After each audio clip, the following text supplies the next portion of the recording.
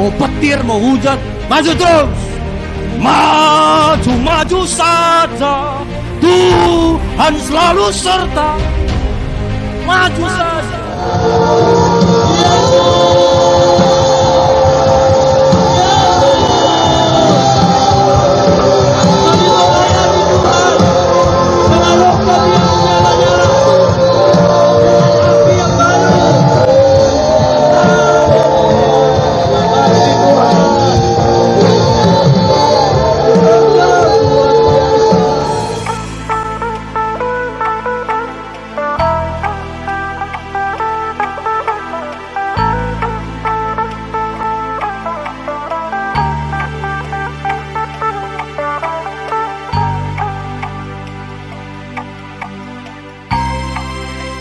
Yesus pasal 3 ayat 20 sampai 21.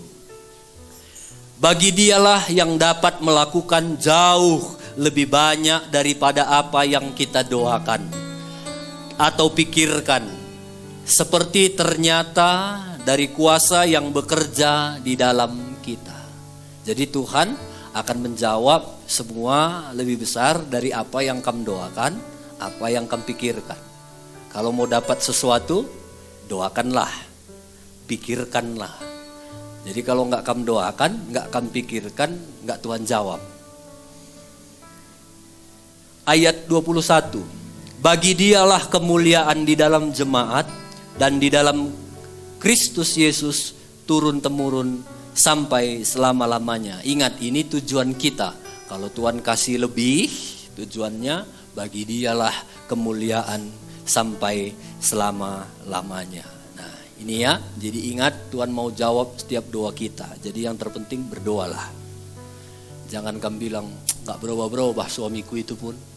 Kalau ditanya kapan terakhir kamu doakan, tahu udah lama kali, semenjak 2 hari setelah kami menikah lah terakhir ku doakan dia. Gak akan dijawab Tuhan itu. Kalau mau terus berdoa, pikirkan yang baik. Berdoa, pikirkan yang baik, berdoa, pikirkan yang baik, maka Tuhan akan jawab lebih dari apa yang kita pikirkan, apa yang kita doakan. Nah, kalau saya bicara asbes, nah ini kan ada asbes kita ya, mungkin ini kalau saya nggak salah 3 meteran lah. Asbes, kita hanya bergerak maksimal sebatas asbes. Kalau asbesnya 3 meter ya kita hanya bisa bergerak 3 meter. Kalau Natal kita hanya bisa dekor setinggi 3 meter. Kalau mau lebih lagi kita dekor harus lebih tinggi lagi asbesnya. Mau lebih tinggi lagi asbesnya. Nah sering kita itu banyak anak Tuhan gak maksimal karena ditutup oleh asbes. Dia mau lebih tinggi lagi gak bisa. Cuma sebatas asbes dia bisa maksimal. Makanya kalau mau lebih tinggi lagi, ini asbesnya harus ditinggikan atau dengan cara lain asbesnya harus dijebol. Nah, saya mau bilang asbes itu penting. Tapi dasar keramik ini juga penting. Di bangunan itu selalu yang paling penting dasar. Dasar nggak kelihatan, asbes kelihatan. Dan Tuhan selalu bilang kejarlah hal-hal yang tidak kelihatan. Kamu doa di rumah gak kelihatan, tapi itu akar. Itu akan membuat kamu kokoh. Akar gak pernah dipuji. Orang lewat gereja ini gak pernah dia bilang, bagus sekali pondasi kalian. Karena gak dilihatnya. Yang dilihat bagus sekali gereja kalian. Selalu yang dilihat luar asbes. Itu semua bagus. Silahkan saudara bangun asbes tinggi-tinggi. Bangun hidup kalian. Cari kekayaan, cari nama, cari jabatan. Itu penting semua. Tapi jangan lupa akar itu jauh lebih penting. Kalau akar udah kuat, itu semua bisa kamu nikmati. Tapi kalau akar kita nggak kuat, itu nggak akan bisa kita nikmati. Ada satu bapak, itu setiap sesi ibadah, ada 5 sesi ibadah. Setiap ibadah selalu ada satu orang yang ditempatkan gereja untuk mendampingi saya. Karena saya orang baru di situ, dialah yang pandu. Jadi waktu saya datang dari hotel diantar, langsung dia sambut, mari pak. Langsung dia perkenalkan, nama saya bapak ini, selama ibadah ini saya akan mendampingi bapak. Apa yang bapak perlu saya akan bantu. Mari pak, kita duduk di depan. Lalu waktu duduk di depan, dia kasih aqua minum pak. Gimana pak, malam ini nginapnya enak? Puji Tuhan. Pak, Bapak perlu PowerPoint khotbah biar saya antar ke belakang? Oh enggak, kemarin saya sudah kirim. Oh iya. Pak, Bapak nanti sebentar lagi waktunya khotbah, perlu saya bawain Alkitab Bapak ke mimbar? Ah, enggak usah, saya masih bisa gendong ya. Lalu habis saya khotbah turun, lihatnya aku keringatan, Pak ini tisu ya Pak. Lalu saya lap, ini minum, makasih ya saya bilang. Lalu habis ibadah, habis doa Bapak kami, ayo Pak mari kita istirahat. Dibawanya saya ke satu ruangan, di situ sudah ada sofa, ada minuman, makanan, snack. Bapak mau saya buatin apa? Mau kopi, mau teh manis, air hangat atau apa? Oh teh manis saya, lalu dibuatinya teh manis. Minum Pak, ini Pak snack. Lalu kami cerita-cerita, sudah mau masuk sesi kedua. Ada satu bapak lagi datang. Lalu dia bilang, Pak, sesi saya sudah selesai. Bapak ini yang akan menggantikan saya menemani Bapak. Mohon maaf ya Pak, saya nggak bisa ikutin Bapak di sesi kedua. Karena hari ini saya harus ke kantor. Hari ini rupanya ada rekan bisnis saya dari luar negeri akan datang. Kami ada meeting sebentar Pak. Maaf, nanti sore saya akan datang lagi mendampingi Bapak ya. Iya Pak. Waktu si Bapak pergi, saya tanya kepada yang menggantikan saya, siapa itu? Rupanya dia satu bos perusahaan di Batam, itu anak perusahaannya banyak. Wih, iya Pak, dia bos. Bayangkanlah seorang bos melayani kita. Di kantor itu mungkin ribuan karyawan hormat dia, Pak, tapi di gereja dia mau melayani. Kalau dia nggak punya dasar yang benar, mana mau dia melayani? Siapa kali rupanya kau, ngapain aku bangun jam 7 waktu itu ibadah pertama. Ngapain aku bangun cepat, aku kan bos. Udahlah tidur namanya hari Minggu. Nanti sore aku ibadah sore, bisa kan? Tapi dia tidak lakukan itu. Waktu saya lihat itu, waduh, saya kagum. Ya, silahkan punya asbes yang saya bilang tadi, cari nama, cari jabatan, silahkan bangun tinggi-tinggi, sekolah tinggi-tinggi. Saya sarankan anak-anak muda sekolah yang ada di sini, sekolahlah setinggi-tingginya. Tapi ingat, jangan lupa dasar itu paling penting. Itu yang akan terus menjaga hidup kita. Itu yang akan terus menguatkan bangunan hidup kita. Ya, jadi dasar itu penting. Tuhan selalu melihat dasar, bukan asbes. Untuk mempercayai kita selalu Tuhan lihat dasar. Bisa nggak dipercaya? Ada orang kan gitu ya. Dikasih 5 juta saja, udah lupa dia sama istrinya. Siapa kau katanya? Baru 5 juta. Nggak mungkin Tuhan kasih 10 juta, 100 juta, 1M, 1T, nggak mungkin. Tuhan nggak mau pernah kasih berkat mencelakakan kita. Selalu Tuhan lihat dasar. Hari ini saya mau baca, kalau kita mau bicara asbes, Yohanes 14 ayat 12. Aku berkata kepadamu, ini Yesus yang bilang. Sesungguhnya barang siapa percaya kepadaku. Saudara percaya kepada Yesus? Amin ya. Artinya ini ayat buat saudara. Kalau kita percaya kepada Yesus, ia akan melakukan pekerjaan-pekerjaan yang aku lakukan. Apa yang Yesus dulu pernah lakukan? Membuat air menjadi anggur, membangkitkan orang mati, membuat orang buta melihat, orang timpang berjalan. Itu Yesus pernah lakukan. Kalau saudara jemaat Logendak percaya kepadaku, kamu bisa melakukan juga pekerjaan-pekerjaan yang dulu aku lakukan. Bahkan lihat, pekerjaan-pekerjaan yang lebih besar daripada itu. Ini janji Tuhan. Tuhan itu percaya kali sama kita. Tuhan bahkan bilang, kau bahkan bisa melakukan lebih dari aku. Jadi dari ayat ini ternyata Yesus itu nggak buat asbes-asbes lagi dalam hidup kita. Artinya anakku, kalau kamu mau, kalau kamu percaya, kamu bisa melakukan apa saja. Bahkan lebih dari apa yang pernah aku lakukan. Nah jadi ingat ya. Jadi Tuhan udah buka jalan ini, nggak ada lagi penghalang kita. Tapi hari ini saya mau ingatkan ada 2 yang seringkali menghalangi anak-anak Tuhan. Asbesnya itu membuat anak-anak Tuhan itu mentok. Nah hari ini coba check up kita. Kalau asbes itu masih ada dalam hidup yang 2 hari ini, buang itu. Tuhan mau kamu lebih, nggak gitu-gitu saja. Tapi Tuhan mau hancurkan penghalang itu dan lebih. Amin. Yang pertama, asbes penghalang itu adalah kenyamanan. Banyak orang sekolah tinggi-tinggi, cari uang banyak-banyak supaya nyaman. supaya kalau perlu apa-apa gampang, nyaman. Yang mahal pun bisa kita beli, murah banget kalau banyak uang kita. Banyak orang mau hidup, pasang CCTV di rumahnya supaya aman, supaya nyaman. Tapi dengar, gak semua bisa dibeli dengan uang. Kesehatan gak bisa dibeli dengan uang. Nyawa gak bisa dibeli dengan uang. Kepercayaan dari Tuhan gak bisa dibeli dari Tuhan. Jadi kita jangan pernah puas. Saya ingatkan kepada jemaat di sini, jangan pernah puas akan hidupmu. Maksudnya jangan pernah berpikir begini. Bersyukur ya tetap bersyukur, tapi jangan pernah merasa, udahlah gini-gini aja pun udah puji Tuhan ini. Itu salah. Tuhan gak mau kita model gitu. Tuhan mau lebih lagi, lebih lagi, lebih lagi. Aku gak mau jadi hamba Tuhan, udahlah jadi gembala di Sugihan gini-gini aja udah ada gereja puji Tuhan. Nanti bangun asbes udah selesai, udah nyaman gitu, enggak.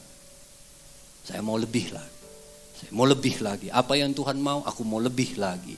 Lebih lagi. Karena Tuhan selalu memberikan peluang bagi kita. Gereja ini juga kita nggak mau gini-gini saja.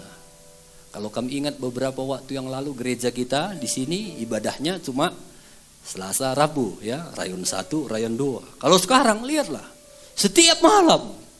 Kalau kami dari pastori udah setiap malam harus keluar. Senin kalau nggak wanita pria, Selasa komsel, Rabu komsel, Kamis komsel, kadang kami kesugihan komsel, Jumat doa, Sabtu ibadah youth lagi di gereja, Minggu kebaktian lagi. Nggak ada lagi waktu pikir nonton sinetron hari Minggu, tidak. Mungkin sebentar lagi ini pun sudah nyaman bagi kami. Harus pikirkan lagi, apalagi karena Tuhan gak mau kita pernah merasa puas. Tuhan mau lebih lagi, lebih lagi, lebih lagi. Yesus pun waktu dia turun ke dunia, dia gak nyaman. Dia lahir di kandang domba, itu bau, gak segar itu baunya. Udah gitu dia hidup bertumbuh jadi anak seorang tukang kayu.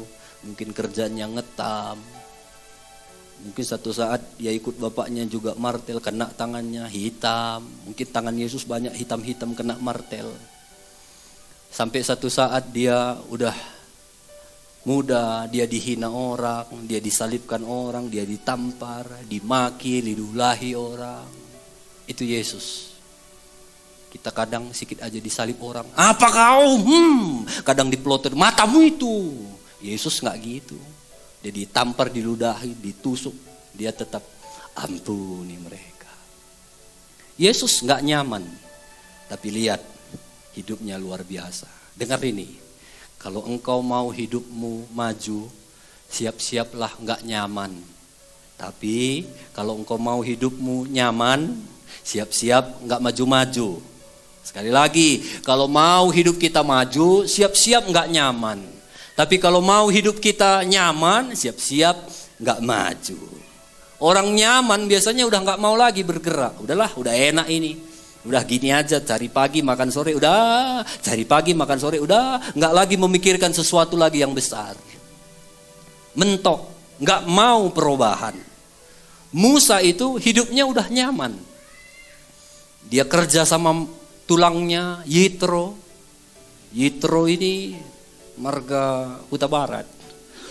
Baik dia sama helanya, udah baik. Apa kamu perlu hela? Semua dicukupkannya. Udah nyaman.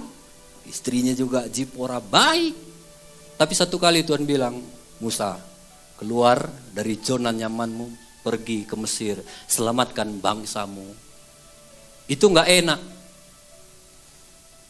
Dan Musa itu banyak hartanya, mungkin banyak barang-barangnya. Kalau dia pergi ke sana, itu pindah itu repot sekali. Dan waktu dia pergi ke sana, Musa masih bilang, gak bisa aku bicara Tuhan, aku yang pimpin lidahmu. Nanti kalau orang itu gak percaya, ada tongkat di tanganmu kan? Ada. Nah lempar, jadi ular.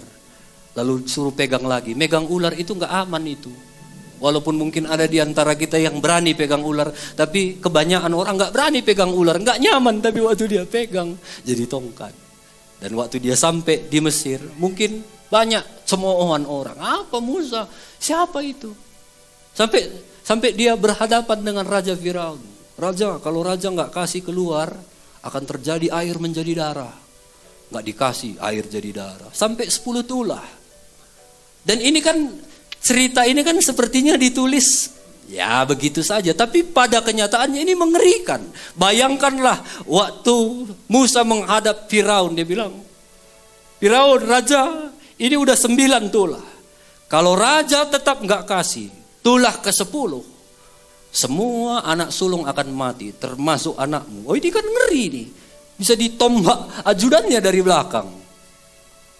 Ya kita baca ceritanya, wah gini-gini. Tapi kalau pada kenyataannya itu, apa kau bilang? Hantam raja bisa jadi gitu. Bisa nyawa taruhannya.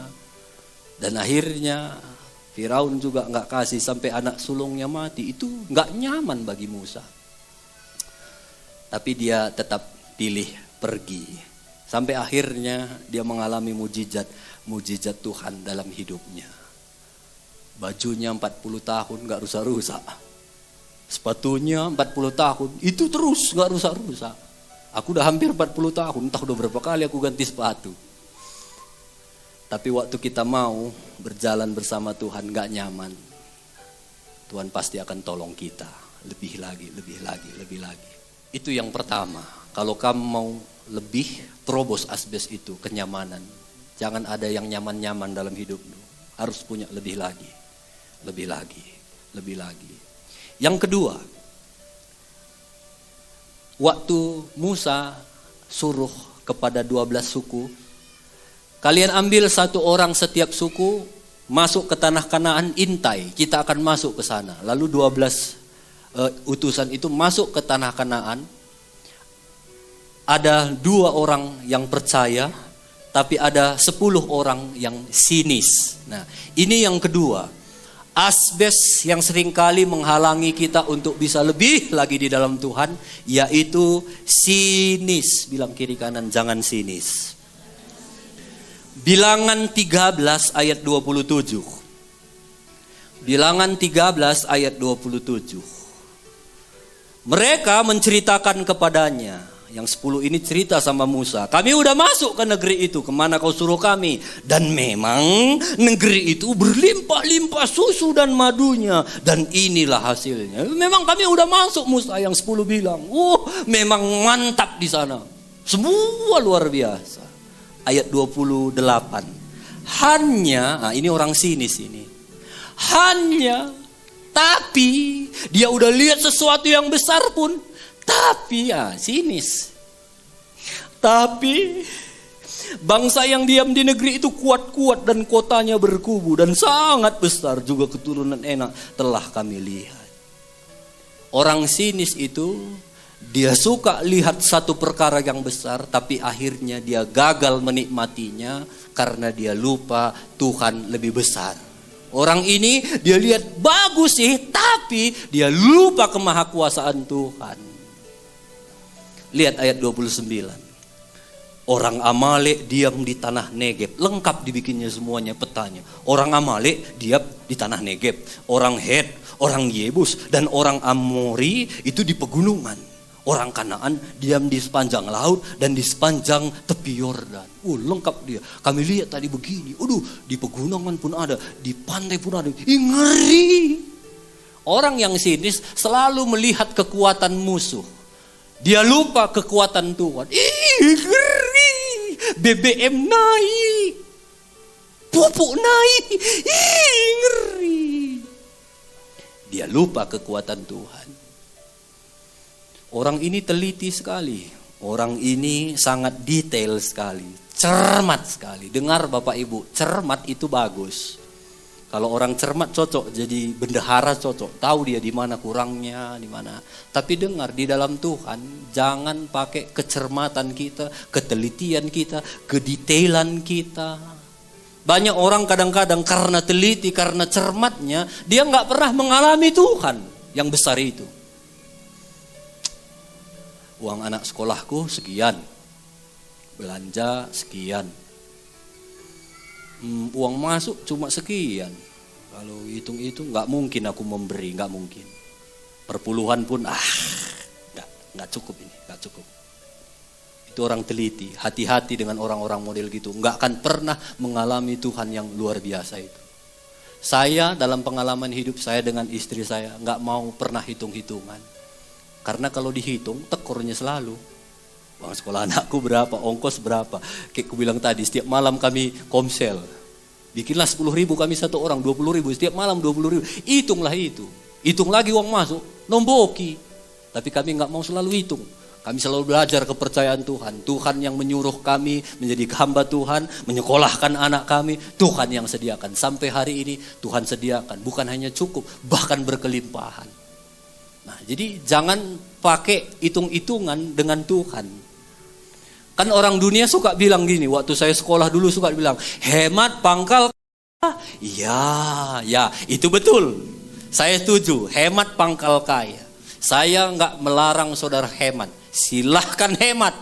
Itu memang penting. Kalau boros pun kamu susah hidupnya. Tapi kalau sangat hemat, super hemat, holit, pelit, metik-tik, medikar.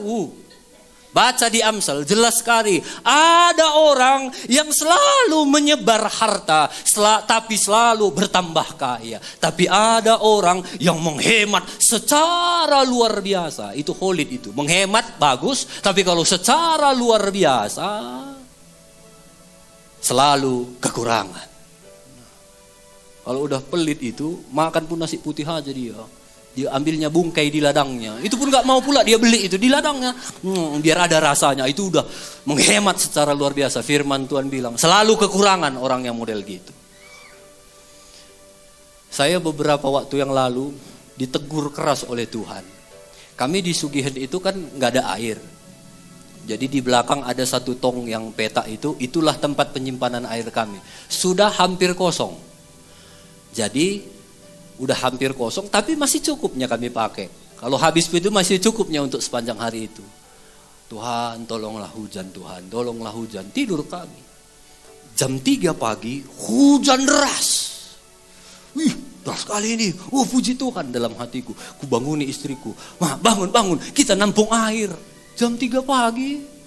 Bangunlah kami, datang istriku, dibawanya selimut, digelarnya tikar di gereja. Kamu aja yang ngisi ya Pak, katanya. Karena pakai selang, duanya pun kami situ nggak ada gunanya. Iya, aku tunggu kamu di sini. Tidur dia di gelarnya tikar. Jam 3 pagi, pas ku tampung air, tiba-tiba berhenti hujan. Zup. Satu tong kecil, ada tong kami kecil, itu pun nggak penuh. Tuhan, perlu kami air. Pagi-pagi, aku berdoa, aku bangun. Pas hujan deras. Oh, akhirnya terima kasih Tuhan. Kami isilah tong sampai penuh tong yang petak itu. Di sini Tuhan ngomong sama aku gini, nakku, kau itu hambaku, kau itu anakku. Sama, Tuhan juga ngomong sama kalian semua, nakku, kalian itu anakku, aku sayang sama kalian. Aku ajar memang kalian kerja, tapi kerja sebatas kemampuan kalian. Jangan kerja jam 3 pagi, kecuali yang kerja pagi ya. Tapi kami itu kan udah gak normal lagi tuh. Jam tidur kerja. Gak gitu aku mau nakku. Aku bisa sediakan pagi. Dan waktu itu aku, iya Tuhan, bertobat aku. Ampuni aku Tuhan. Bisa kerja, tapi jangan terlalu itu tadi. Ya, jadi silahkan kerja. Tapi kalau jam 3 pagi tidurlah. Kecuali yang kerja pagi memang ya kerjalah. Jangan pula nanti tidurlah aku bilang. Yang kerja di pabrik Aqua tidur pula. Ada juga beberapa yang kerja pagi ya. Nah jadi itu. Saya nggak akan bosan-bosan bercerita tentang ini kepada jemaat di sini. Mungkin di tempat lain saya nggak akan pernah cerita hal ini. Tapi di sini saya selalu cerita karena kami merindukan apa yang kami alami. Itu yang kami alami, jujur ya, jujur, bukan sombong. Sebagai hamba Tuhan kami sepertinya nggak pernah, hampir nggak pernah, tapi hampir nggak pernah. Kami merasa sulit kali hidup. Selalu baru rahmat Tuhan, selalu baru berkat Tuhan. Yang itu yang saya rindukan, maunya hari ini pengalaman ini ada juga di kita semua. Kan saya sering cerita, ada orang kirim 11 juta, 10 juta, 5 juta, 1 juta, 500.000. Selalu ada. Saya mau menceritakan ini bukan jangan lihat itunya. lihatlah, kami itu selalu belajar begini, asal ada berkat, kami selalu bagi dua. Ada roti, ada benih. Roti itulah yang kami makan, beli baju, beli susu, ongkos, jajan, uang sekolah. Tapi benih kami bagi itu untuk ditanam, untuk ditabur. Kira-kira bisa nggak kami makan benih? Bisa, nggak ada gunanya. Kami makan pun benih padi nggak nyerasa. Bisa. Tapi nggak ada yang kamu tabur, nggak ada yang nanti kamu tuai. Jadi kami belajar dalam hidup kami selalu roti, benih, roti, benih, roti, benih. Sampai akhirnya pernah itu benih yang Tuhan titip sama kami itu udah banyak. Udah hampir sampai 10 juta. Aku berdoa, Tuhan ini bukan bagian kami. Tuhan, setiap ada benih dalam hidup kami, tunjukkan kami orang-orang yang perlu supaya kami tabur benih ini. Saudara ingat ya, berapa waktu yang lalu kita gerakan 2 sak semen. Tuhan, berapa kami harus kasih?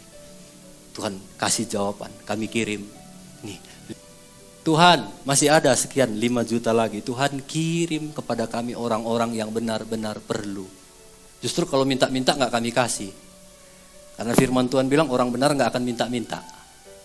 Orang benar itu berdoa, Tuhan akan gerakkan siapa saja untuk memberkati. Banyak kami ketemu dengan orang-orang yang memang perlu.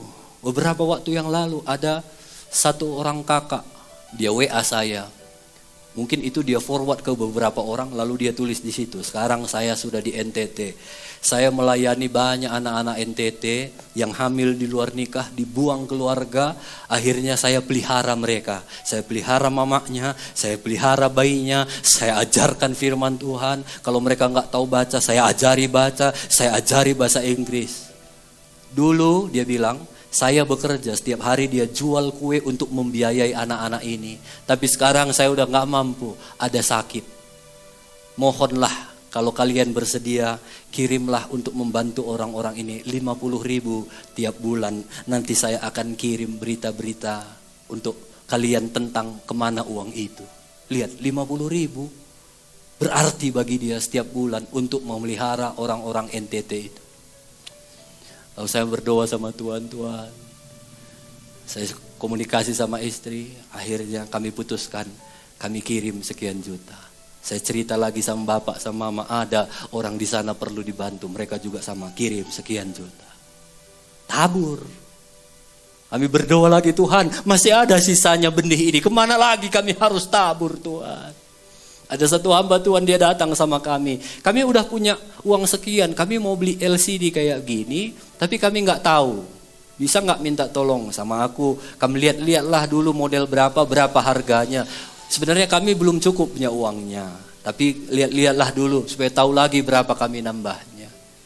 Kami bilang nggak usah lagi lihat harganya ya. Kalian cari saja berapa kalian dapat harganya, ditambah uang itu kurangnya kami yang nambahi. Ambil lagi dari benih itu. Berapa hari yang lalu ada lagi satu anak. Ini Tuhan yang kirim semua ini. Dia telepon kami. Ini perempuan suaminya baru saja menikah. Ini masih muda, masih di bawah kami. Dulu dia sempat kami bersama-sama adik rohani kami lah bilang. Suaminya baru meninggal, anaknya 2. Dia bilang, Bang, Kak, boleh nggak aku pinjam uang sekian juta? Aku mau sewa ladang di belakang rumah kami. Aku pinjam, nanti aku bayar. Aku ikut jula-jula tapi belum dapat. Nanti mungkin bulan depan aku akan bayar. Aku sharing sama istriku. Ini masih ada beberapa juta sisa. Lalu kami bilang, ini dek, kami transfer sama dia. Kami tulis di bawah, ini nggak kami pinjam. Ini untuk berkat semangat ya. Dan udah habis benih itu. Dan kami tunggu sekarang. Benih itu akan terisi lagi. Percaya, kami akan terus. Pokoknya setiap kami dapat berkat selalu ada benih. Dapat berkat, benih. Dan itu yang akhirnya membuat kami luar biasa. Gak pernah merasa, aduh susah kali ya, aduh nakku. Puasa nakku. Gak hari ini kita gak makan nakku. Enggak. Walau kadang-kadang memang saya juga ajari anak saya hemat. Pak, jajan. Semalam udah jajan 2.000. Hari ini gak jajan. Walau saya bisa kasih, tapi saya ajar juga hemat. Jadi Ini pengalaman. Saya cerita ini supaya saudara itu bisa dengar, oh iya ya. Kami rindu semua kita ngalami Tuhan. Kami rindu gak susah-susah kali kita rasa cari uang. Memang capek bekerja, capek. Tapi maunya janganlah, aduh susah kali, menderita kali. Itu bukan dari Tuhan itu. Saya mau motivasi itu tadi, supaya semua kita diberkati Tuhan. Saya berharap kalau kalian kenal kami gembala saudara bukan mata duitan, saudara gak akan berpikir, mata duitan, berpuluhan aja, uang aja. Enggak. Hati yang, aku udah ngalamin ini Tuhan, apa-apa sepertinya gampang. Aku perlu apa? Ada. Aku perlu apa? Selalu ada. Aku maunya jemaat juga ngalamin gitulah. Saya percaya beberapa jemaat juga udah ngalamin itu. Tapi saya mau semua ini kita ngalamin itu. Hal yang sama, hal yang diberkati oleh Tuhan. Karena janji Tuhan lebih dari apa yang kita pikirkan. Bilangan 13 ayat 30. Tapi ada dua orang yang gak sinis, Kaleb dan Yosua. Dia menenteramkan hati bangsa itu di hadapan Musa, katanya, tidak. Kita akan maju dan menduduki negeri itu, sebab kita pasti akan mengalahkannya. Lihat, orang yang gak sinis itu dia tenang. Dia percaya kepada kuasa Tuhan. Enggak. Ini belum menang ini, tapi dia selalu perkataannya pun enggak. Kita pasti menang. Tapi lihat orang sinis. Dia semua udah mentok di satu asbes. Ayat 31. Tapi orang-orang yang 10 tadi pergi ke sana bersama dengan dia, katanya, nggak dapat kita maju menyerang bangsa itu karena mereka lebih kuat daripada kita. Mentok. Nggak bisa kita maju, mereka lebih kuat dari kita. Ayat 32. Mereka juga menyampaikan kepada orang Israel kabar busuk tentang negeri yang diintai mereka dengan berkata, negeri yang telah kami lalui untuk diintai adalah negeri yang memakan penduduknya. Beritanya pun hoax, makaninya penduduknya. Andi kau ngeri. Dan semua orang yang kami lihat di sana tinggi-tinggi perawakannya. 33. Juga kami lihat di sana orang-orang raksasa. Ini lebay ini. Orang enak yang berasal dari orang raksasa. Dan ini yang paling bahaya, hati-hati. Dan kami lihat diri kami seperti belalang. Demikian juga mereka terhadap. Siapa yang bilang dia belalang? Dirinya sendiri. Siapa yang buat asbes buat dirinya? Dirinya sendiri. Aku kayak belalang. Awak ini apalah? Klasterinya. Apalah aku ini sekolah pun enggak. Apalah aku ini orang susah. Apalah. Saudara yang buat kadang-kadang asbes, batasan-batasan sehingga kita enggak maksimal. Wah ini apalah, orang susahnya. Semua saudaraku juga anggap aku kecil. Edaku itu apalagi. Suka kali dia manas-manasi aku. Itulah karena orang susah. Kadang pesta-pesta kami sengaja ditunjukkannya cincinnya itu kacang katanya. Itu orang sini sih itu. Padahal memang edanya kan namanya manggil kacang kan gini, gak mungkin gini. Tapi kalau orang sinis, perwania, cidah-cidah karena cincin. Bukan cincin. Hati-hati dengan kesinisan. Itu seringkali membuat kita nggak maksimal di hadapan Tuhan. Orang senyum pun, senyum. Perwania bayai. Hati-hati. Itu orang sinis itu. Dan orang sinis itulah maksimal hidupnya. Sebagaimana dia tentukan nilai dalam hidupnya, itulah maksimal dia. Lihat ini. Kami lihat diri kami seperti belalang dan demikian juga mereka terhadap kami. Waktu mereka masuk ke tanah Kanaan, apakah dia mengadakan survei yang 10 orang? Nggak datang. Maaf ya Om ya, permisi. Ini kami pengintai ini, survei dulu Om. Menurut pemandangan Om, kami ini kayak belalang atau enggak Om? Gitu, nggak disurvei. Jadi dari mana dia dapat penemuan ini? Dari dirinya sendiri. Dari kesinisannya, kami ini seperti belalang. Jangan tarik kesimpulan sendiri. Jangan hidup apa kata orang. Jangan hidup apa kata dunia. Hiduplah apa kata firman Tuhan. Firman Tuhan bilang, kalau kau percaya kepadaku, kau bisa melakukan pekerjaan-pekerjaan yang dulu pernah aku lakukan. Bahkan lebih dari yang pernah aku lakukan. Jadi jangan asumsi-asumsi lagi ya. Saya mau bilang berita buruk begini. 10 dibanding 2. Kalau kita kecilkan lagi, 5 dibanding 1. Inilah sekarang keadaan orang dunia, gambaran orang dunia. 5 orang sinis, tapi hanya 1 orang yang bertahan gak sinis. Saya berharap semua jemaat di sini bukan yang masuk dalam bagian 5 yang sinis, tapi 1 yang selalu percaya kepada Tuhan, gak sinis, percaya kepada Tuhan. Ada 1 orang, dia punya tetangga baru pindah. Malam, seperti semalam, mati lampu. Lalu datanglah tetangganya ini, ketok pintu temannya itu. Bi. Datang si Bibi, pikir, ini orang baru, tetangga baru. Mau ngapain dia ini? Lalu dia buka pintu. Apa? Ada lilin, Bi, katanya. Dalam hatinya, ini orang sini. Lilin, minjam. Kalau ku kasih nanti jadi kebiasaan ini minjam. Enggak ada. Oh, tahu apa jawab si perempuan? Oh, kebetulan, Bi, aku ada 2 lilin. Kupikir tadi gelap kamu rasa. Ini 1 nih, Bi, pakai dulu.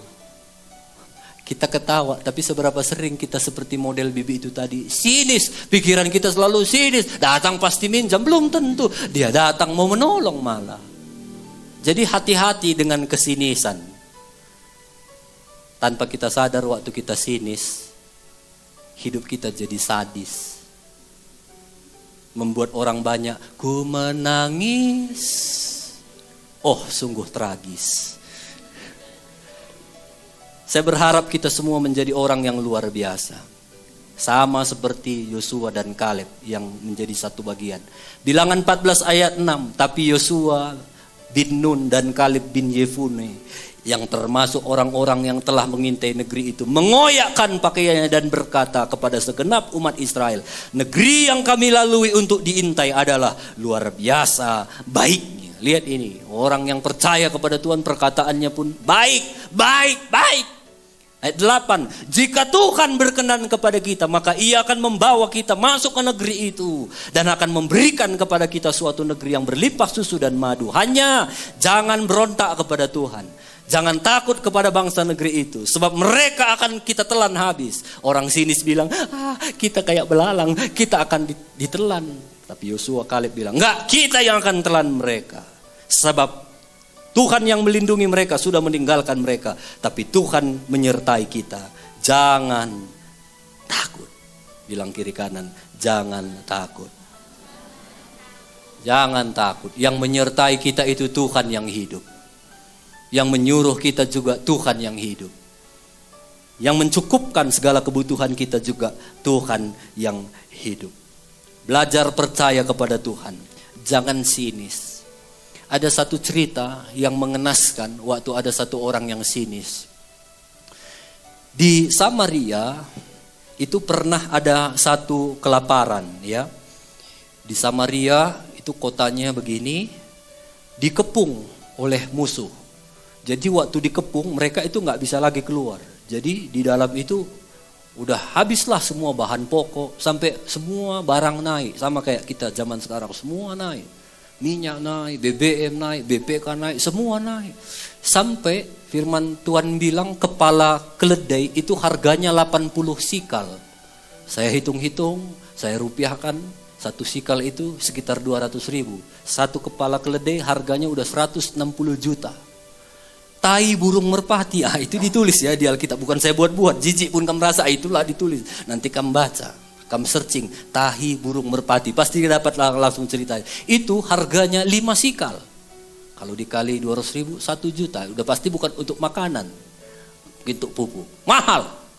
Yang paling tragis, ada 1-2 ibu-ibu, mereka sharing-sharing. Lapar nak, iya aku pun lapar. Gini aja yuk, hari ini kita potong anakmu. Besok anakku kita makan. Yo, cocok, deal. Salaman mereka. Ini parah juga ibu-ibu ini. Biasanya kan kalau kita bapak-bapak, ibu-ibu lapar anak kita, kalau potong daging kitanya yang kita potong. Dinakku ya, potong makan sedikit paha bapak. Itu kalau bapak yang benar. Ini memang mungkin gak beres mamanya ini. Lalu mereka potong anaknya, mereka makan. Udah kenyang kan? Nah, kan janji kita semalam, anak andu lagi hari ini. Disembunyikannya anak andu. lo tuh berhenti berkelahi. Dia akhirnya sampai kepada raja. Raja pun bingung, aduh gimana ini. Sampai disampaikanlah kepada Nabi Elisa perihal ini. Datang si pendeta. Nah inilah orang yang percaya kepada Tuhan tadi. Santai dia bilang, tenang kalian, tenang. Besok semua harga murah, normal, jangan takut. Besok. Nah ini kan gak masuk akal ini ya. Kalau bilangnya seminggu lagi atau sebulan lagi butuh proses untuk menormalkan semua harga-harga. Tapi dia bilang besok normal semua. Datang pengawal raja yang menghadap dia itu bilang gimana ini? Normal semua kata Elisa. Datang pengawal itu bilang gak mungkin pendeta, gak mungkin. Sekalipun Tuhan buka tingkap-tingkap langit, gak mungkin besok murah. Lalu Elisa bilang begini, dengar. Karena kau nggak percaya, karena kau sinis, betul nggak mungkin. Besok matamu itu cuma melihat bagaimana semua murah, tapi kau nggak akan pernah menikmatinya. Betul. Waktu saya baca kisahnya, bagaimana cara kerja Tuhan itu luar biasa. Rupanya ada 4 orang kusta, namanya orang kusta pada zaman itu dijauhi. Sana kau, asal ada orang kusta misalnya datang ke Laut Gendak ini, mereka harus bilang, aku najis, baru lari semua orang. Gitu dulu zaman Yesus. Jadi ada 4 orang kusta, mereka mungkin satu komsel. Mereka suka cerita-cerita, gimana menurutmu khotbah minggu lalu? Puji Tuhan, katanya jangan sinis. Iya ya, kita jangan sinis. Tapi kalau di sini kita mati kita ini. Jadi gimana kita buat? Udahlah, gini saja yuk. Gimana pun matinya kita di sini, gimana kalau kita datangi tempat musuh itu? Semoga mereka nanti kasihan sama kita. Ya kalau mereka kasihan sama kita, ya kita hidup. Tapi kalau enggak, gimana pun matinya. Yuk. Ah, ini kan komselnya mantap ini, sepakat. Kalau satu orang tadi saja sinis, enggak usah, kalian saja. Mati kok nanti. Jangan kau mau, mati kok nanti. Mati, enggak jadi pergi. Nah, jadi hati-hati dengan kesinisan ini. Mereka sepakat, yo. Waktu mereka pergi, sepakat, enggak sinis. Waktu mereka jalan, apa yang Tuhan kerjakan? Tuhan buat kayak suara gemuruh, kayak suara orang naik kuda, tentara kuda yang ribuan, gitu. Tuhan buat suara gitu di telinga musuh. Jadi waktu musuh dengar, aduh, ini kayaknya banyak kali tentara yang akan datang menyerang kita. Kayaknya bangsa Israel itu udah bergabung dengan kerajaan-kerajaan lain. Aduh, mati kita, lari mungkin mereka lari. Dan firman Tuhan bilang banyak barang yang tertinggal. Mungkin ada yang lagi mandi, lepas sanduknya di kolam. Lari. Siapa yang membuat mereka lari? Tuhan. Sampai akhirnya orang kusta itu udah deg-degan, ini matilah kami ini. Mati. Masuk satu tenda, dia lihat banyak kali makanan situ. Harum, gak ada orang. Lihatnya gak ada orang. Mereka makan sampai kenyang. Mereka ambil lagi barang-barang, enak kali. Ya, lihatlah, yang 4 ini gak makan sendiri. Dia ingat lagi bangsanya, nggak bagus kayak kita ini makan sendiri. Ayolah kita pulang, kita bilang sama raja di sana udah nggak ada lagi orang, banyak makanan. Dan waktu dia bilang sama raja, rajanya pun sinis. Jangan gitu, jangan-jangan itu modus mereka, itu perangkap mereka kosongkan waktu kita masuk, mereka masuk ke kota kita, kata raja. Lalu pengawalnya bilang, gini aja lah raja, ini kan udah banyak kita habis. Kan masih ada sisa 5 kuda kita yang masih hidup. Kita coba kirim ke sana, kita kirim lagi orang ke sana, coba mengintai. Dan waktu dia kirim, betul. Waktu mereka dengar betul, semua rakyat itu lari ke sana serbu. Yang bilang pengawal raja tadi yang bilang gak mungkin besok murah sekalipun Tuhan buka tingkap langit lo tuh dang porseau. Gak ada itu, gak mungkin, gak ada itu. Apa yang terjadi? Kebetulan waktu itu jadwal dia jaga pintu gerbang. Betul, dia lihat semua rakyat lari menikmati harga makanan yang murah. Tapi sayangnya dia kesenggol, jatuh, dan akhirnya dipijak-pijak orang. Mengerikan sekali hidup orang yang sinis. Hidupnya akan selalu hanya bisa melihat, tapi gak menikmati. Hidupnya hanya selalu bisa mendengar, tapi gak pernah menikmati. Saya berharap semua jemaat di sini bukan hanya melihat, bukan hanya mendengar, tapi menikmati. Dan menceritakan bagaimana karunia berkat Tuhan yang begitu besar dalam hidup kita. Jadi buang penghalang-penghalang ini. kenyamanan, dan sinis. Ayat yang terakhir. 2 Timotius 1 ayat 12b.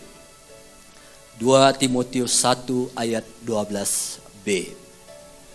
Karena aku tahu kepada siapa aku percaya, dan aku yakin bahwa dia berkuasa memelihara apa yang dipercayakannya kepadaku hingga pada hari Tuhan. Ayo kita ucapkan sama-sama. Mulai dari karena aku tahu. 1, 2, 3. Karena aku tahu kepada siapa aku percaya, dan aku yakin bahwa dia memeliharakan apa yang telah dipercayakannya kepadaku sehingga pada hari Tuhan. Sekali lagi katakan dengan iman. Karena aku tahu kepada siapa aku percaya, dan aku yakin bahwa dia berkuasa memelihara apa yang telah dipercayakannya kepadaku hingga pada hari Tuhan. Kepada siapa kita percaya itu penting sekali. Kalau Tuhan udah percayakan anak-anak dalam hidupmu, Dia yang akan pelihara anak itu. Lihat, aku yakin bahwa dia berkuasa memeliharakan apa yang telah dipercayakannya kepadamu. Kalau Tuhan percayakan hari ini satu pekerjaan kepadamu, dia yang akan memelihara pekerjaanmu itu. Kalau Tuhan hari ini percayakan kesehatan kepadamu, dia yang akan menjamin kesehatanmu. Kalau hari ini Tuhan percayakan suami kepadamu, dia yang akan menjamini suamimu. Kalau Tuhan percayakan hari ini istri kepadamu, dia yang akan memelihara istrimu. Jangan takut, percaya kepada Tuhan. Tuhan yang akan mencukupkan segala sesuatunya. Amin. Mari kita tundukkan kepala kita. Haleluya. Tuhan selalu menolong. Tuhan selalu tolong kita. Menjagaku sehelai di rambutku tak akan terjatuh tanpa seizin-Mu. Tuhan selalu menolongku seumur hidupku. Bapak Ibu, Tuhan yang memilih engkau. Tuhan yang akan memelihara engkau. Tuhan yang akan melakukan mujizat-mujizat lewat hidupmu. Jangan hitung-hitungan sama Tuhan. Jangan hitung-hitungan. Jangan sinis sama Tuhan. Kalau kita lomba hitung-hitungan sama Tuhan, kita akan kalah jauh. Kita gak pernah hitung berapa helai rambut kita yang jatuh waktu kita bersisir. Pernah kita hitung. Tapi Tuhan perhitungkan. Begitulah detailnya, begitulah telitinya Tuhan bertanggung jawab atas hidup kita. Kalau Tuhan sudah kasih anak dalam hidupmu, Dia yang akan jaga, Dia yang akan pelihara, Dia yang akan jamin. Bagian kita hidup benar, bekerja sungguh-sungguh, percaya kepada Tuhan, kerjakan bagian kita, takut akan Tuhan, Tuhan yang akan memelihara kita. Hari ini mungkin ada di antara kita, ada asbes-asbes itu yang sering menghalangi kita. Mungkin ada di antara saudara yang sudah merasa nyaman, udah enak dengan kehidupan yang sekarang. Itu bukan dari Tuhan. Memang nyaman perlu, tapi jangan puas dengan kenyamanan yang ada. Teruslah buka hati kita untuk Tuhan. Tuhan kerjakan lagi lebih dalam hidupku. Kerjakan lagi lebih dalam bisnisku. Kerjakan lebih dari dalam pekerjaanku. Tuhan, aku mau lebih lagi dalam kesehatan. Aku mau lebih lagi dalam segala sesuatu. Buka hati kita. Jangan tinggal dalam zona nyaman, tapi tinggallah dalam zona iman yang mau terus berkembang, maju bersama dengan Tuhan. Atau mungkin ada di antara kita yang asbes kita adalah sinis. Selalu sinis, selalu memandang situasi keadaan. Sama seperti 10 pengintai, melihat musuh yang besar, melupakan karya Tuhan yang ajaib. Hari ini jangan pandang situasi, tapi lihat Tuhan. Tuhan, aku mau percaya kepadamu. Tuhan, aku mau hidup mengandalkan Tuhan.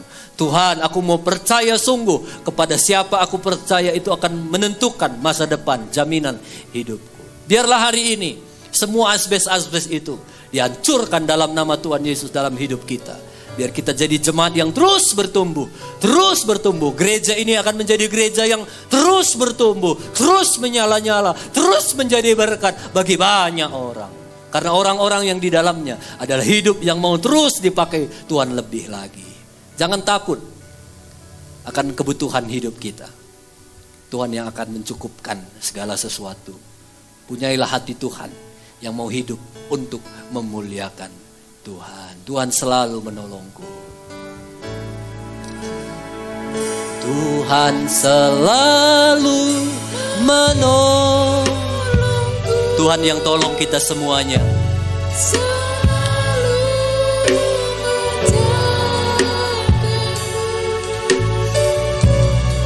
Sehelai di rambutku tak akan terjatuh tanpa seizin-Mu. Tuhan selalu menolongku,